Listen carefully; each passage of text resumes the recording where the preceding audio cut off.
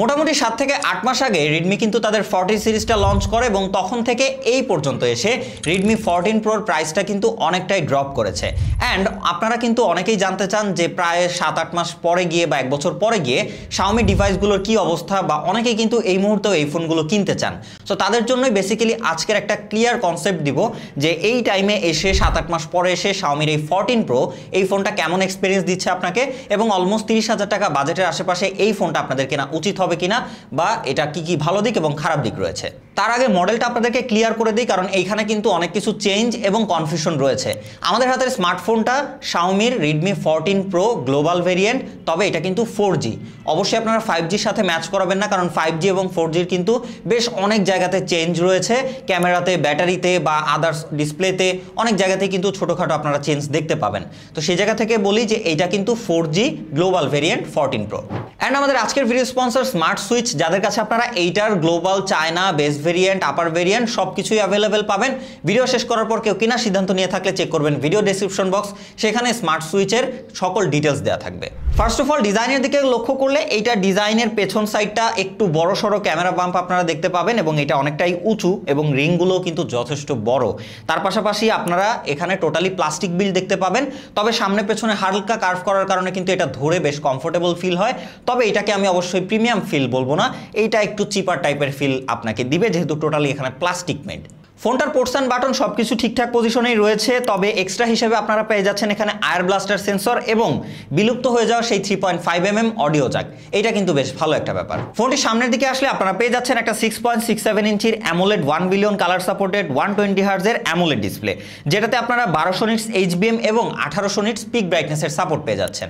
আমরা এই ফোনটা ইনডোর আউটডোর সব জায়গাতেই ব্যবহার করেছি, এটার ব্রাইটনেস জনিত কোনো ইস্যু আমরা পাইনি। আউটডোরও বেশ ক্লিয়ারলি এর ডিসপ্লে ভিজিবল ছিল। এবং এই ডিসপ্লেটার ভালো ব্যাপার হচ্ছে এইটার চিন বেজেল কিন্তু খুবই ন্যারো, এবং এইটার যে পাঁচ হোল ক্যামেরা সেটাও কিন্তু যথেষ্টই ছোট।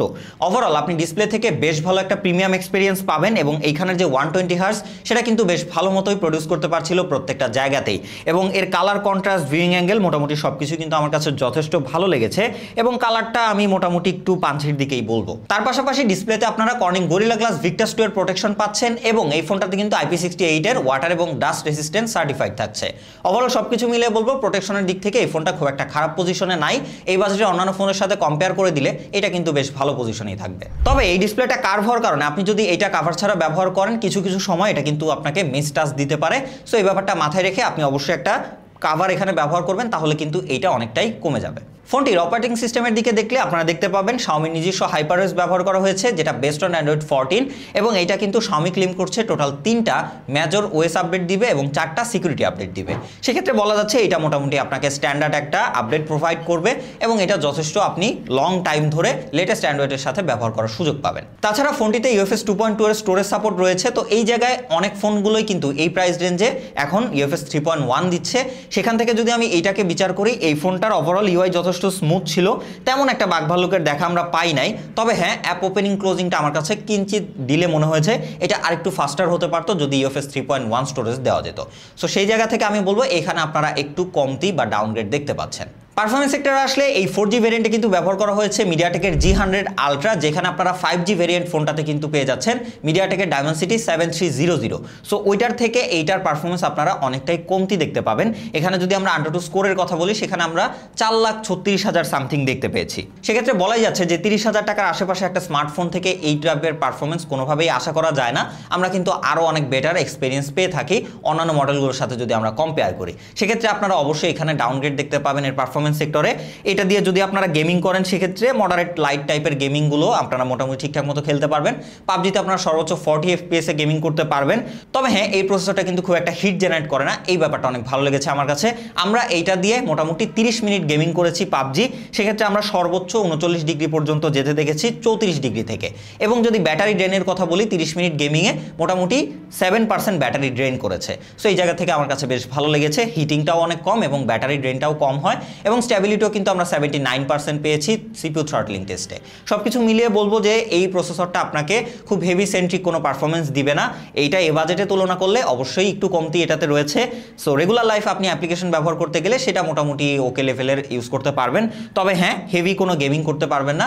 লাইট ওয়েট ফ্রি ফায়ার বা হচ্ছে আপনারা যদি এটাতে কল অফ ডিউটি টাইপের গেম খেলেন বা অ্যাসফল্ট 9 এরকম টাইপের গেম খেললে এটা দিয়ে মোটামুটি ফ্রিলি প্লে করতে পারবেন। সবশেষে চলে যায় ফোনটার ক্যামেরা সেগমেন্টে। এর রেয়ারে রয়েছে টোটাল ট্রিপল ক্যামেরা সেটআপ, যার মেইন সেন্সরটি 200 মেগাপিক্সেলের, দেন রয়েছে একটা 8 মেগাপিক্সেলের আলট্রা ওয়াইড লেন্স এবং 2 মেগাপিক্সেলের একটা ম্যাক্রো লেন্স, অ্যান্ড ফ্রন্টে রয়েছে 32 মেগাপিক্সেলের একটা ফ্রন্ট ক্যামেরা।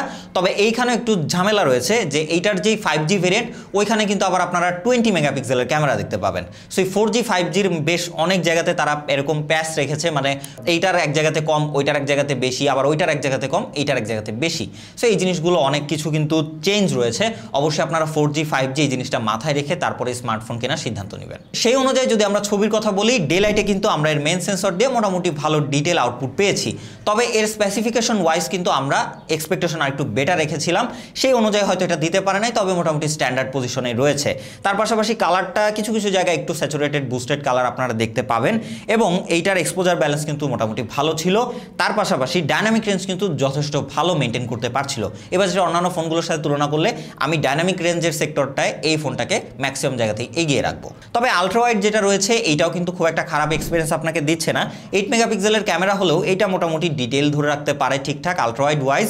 তার পাশাপাশি এক্সপোজার ব্যালেন্সও ভালো ছিল, এবং যদি আমরা ডাইনামিক রেঞ্জের কথা বলি সেটাও কিন্তু এইটা বেশ ভালো মতো মেনটেন করতে পারছিল, আমরা যদি এই সেগমেন্টের অন্যান্য ফোনগুলোর আলট্রা ওয়াইডের কথা চিন্তা করি। ডে লাইটের পাশাপাশি লো লাইটে যদি যান আপনারা, সেখানে আপনারা দেখতে পাবেন যে যদি আপনারা নর্মালি পিকচার তোলেন তাহলে কিন্তু সেখানে ডিটেল খুবই কম পাওয়া যায়। তার পাশাপাশি এক্সপোজারও খুব একটা আউটপুট দিতে পারে না, এবং নয়েজ গ্রেনও কিন্তু যথেষ্টই ভালো আমরা দেখতে পেয়েছি।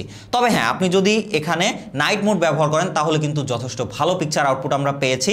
তবে সেখানে ছবি তুলতে কিন্তু যথেষ্ট টাইম লাগে।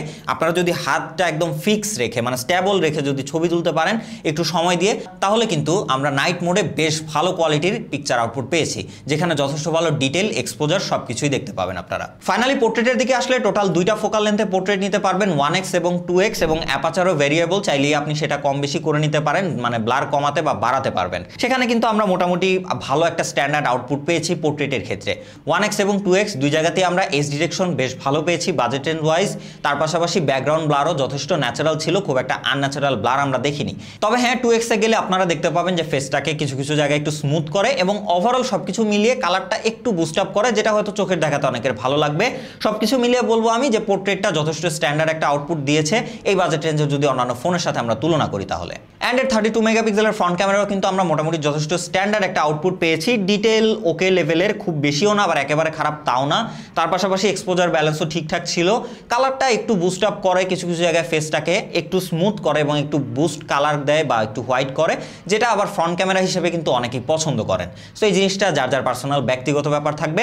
ওভারঅল সবকিছু মিলে বলবো আমি এখানেও আপনারা স্ট্যান্ডার্ড একটা আউটপুট পেয়ে যাচ্ছেন বাজেট রেঞ্জ ওয়াইজ। তবে ভিডিও সেগমেন্টে আসলে এই 4G ভেরিয়েন্ট কিন্তু আপনাকে যথেষ্টই হতাশ করবে, মানে এইখানে আপনারা পাচ্ছেন না কোনো 4K সাপোর্ট অলমোস্ট 30,000 টাকার একটা ফোন থেকে, মানে চিন্তা করা যায় এখানে আপনারা জাস্ট 1080p 60 fps এর সাপোর্ট পাচ্ছেন, এবং এটা যে 5G ভেরিয়েন্ট রয়েছে সেটাতে কিন্তু আবার আপনারা 4K 30 fps এর সাপোর্ট পাবেন। তো সেই জায়গা থেকে এটার কথা বলে আমরা খুবই অ্যাভারেজ টাইপের একটা এক্সপিরিয়েন্স পেয়েছি, ডিটেল ওকে লেভেলের জাস্ট, তেমন কিছুই না।